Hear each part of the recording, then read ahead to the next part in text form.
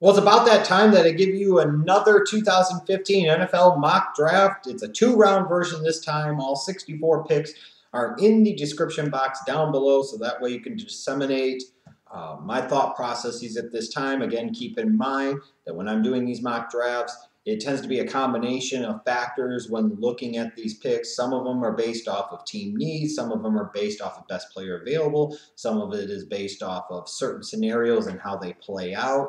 Certain trends from recent drafts, certain trends that I can envision in this draft, players that I expect to shoot up as the draft process continues, players I expect to drop as the draft process continues. So keep in mind that it's a very fluid situation over the next 4+ months between now and the NFL draft. But for a Bears fan like me and many other fans of many other teams, you really don't have anything else to look forward to this season. You might as well look ahead to the offseason and the next NFL draft, that's for sure. So let me give you some talking points off of this particular mock.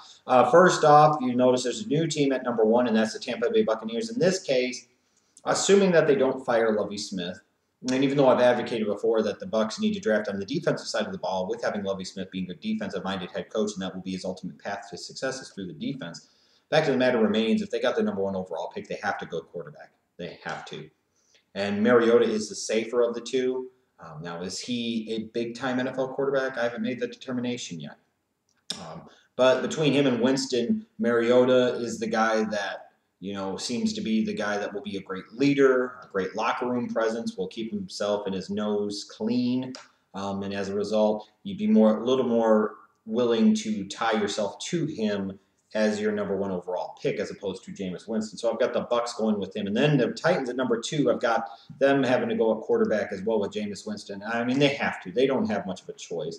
Season's been a disaster like I kind of thought it was going to be for him. Locker's clearly not the answer. The answer is not on their current roster. I know Wisenhunt doesn't necessarily like young quarterbacks, and I envision that the Titans might even pursue a veteran quarterback in the offseason, whether that's Brian Hoyer, maybe Jay Cutler.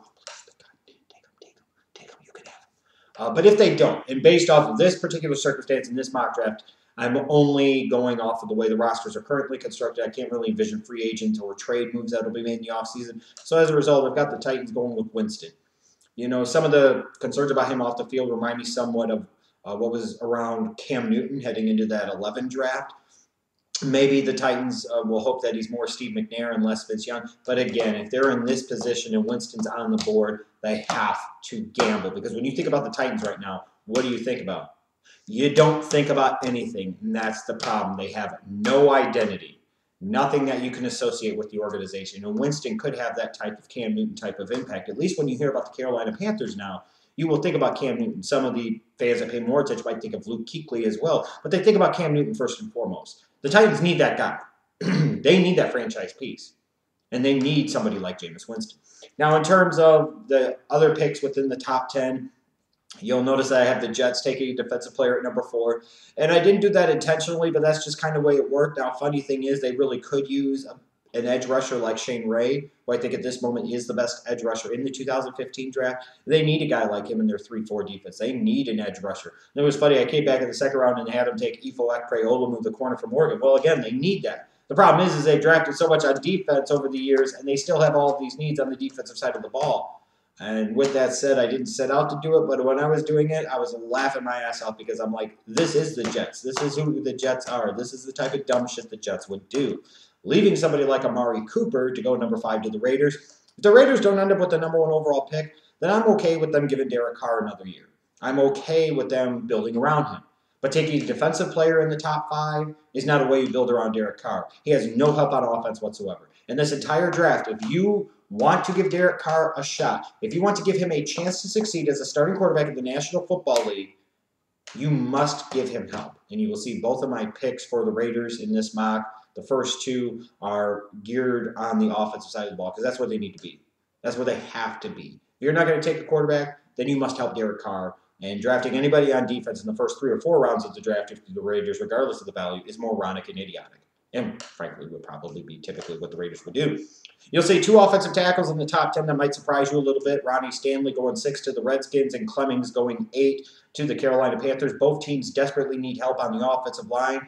And when I look at these 2 prospects, as the process goes along, You'll see the guys that you've assumed being top-tier tackles like the Obehis and the Scherffs and maybe the Peats as well drop down boards a little bit. And guys like Stanley and Clemmings that can be viewed as left tackle prospects, legit ones at the NFL level, are going to rise. They'll work out very well through the draft process. Even a guy like Clemmings, who's played right tackle primarily at Pittsburgh, some people envision him as a left tackle. Again, this is where I talk about a lot of the things that you think you know at this point, you don't know. A lot of the things that you think and believe to be true will not be true come April. We see this happen every year, and yet every year when I come on here and I do videos about this, and I end up being right about certain guys rising up boards, whether that's Tavon Austin and Ezekiel Ansah in 2013 or so on and so forth.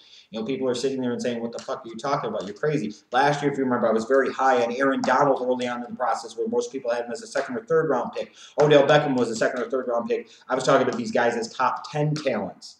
And look where they ended up going. Beckham went 12, Donald went 13. I'm on the money in a lot of cases with a lot of this stuff every year in terms of guys rising and dropping down draft boards. And yet people still argue with me about this type of stuff, and I don't get it, and I don't know why.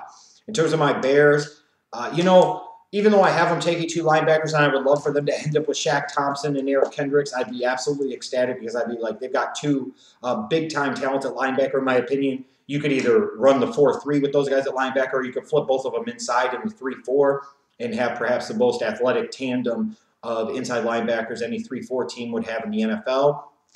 With the Bears, I'm going to be honest, they need everything. They really don't have much of anything to build around. As a result, I wouldn't be pissed off if they took an offensive player here. I wouldn't be pissed off if they spent their first 2 picks on offense. For all the people that are talking about all the talent that they have on the offensive side of the ball, that offense has been far from elite this year. They haven't scored 30 points in a single game. That offense is bad, almost as bad as that terrible defense. So to sit there and go in with the mindset that the Bears can only draft on the defensive side of the ball, I think is ridiculous. It just so happened in this particular case that this mock draft broke down this way.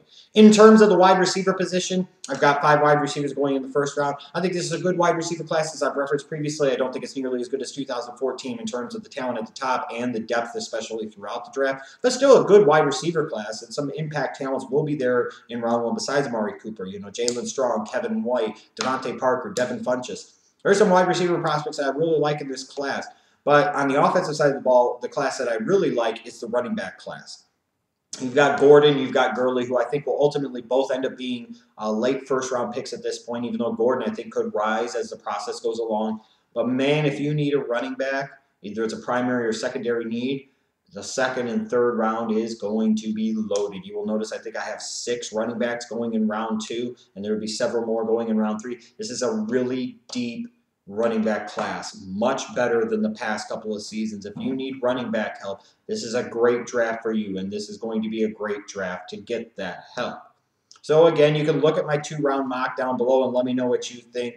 Like I said, throughout the next several months, you're going to see a lot of changes. Once the season is over, I'll start to actually go in and give you individual scouting reports on prospects, and I'll do all types of different things pertaining to the draft. It's getting here slowly but surely. Every year, it's like one of those guilty pleasures the NFL draft is. And now, I'm already in off-season mode with the Bears, so this is one of the few things I have to grasp onto, honestly, as a Bears fan, is the draft. And hoping that more help is on the way. And I'm not the only fan of a team that is thinking the exact same thing right now.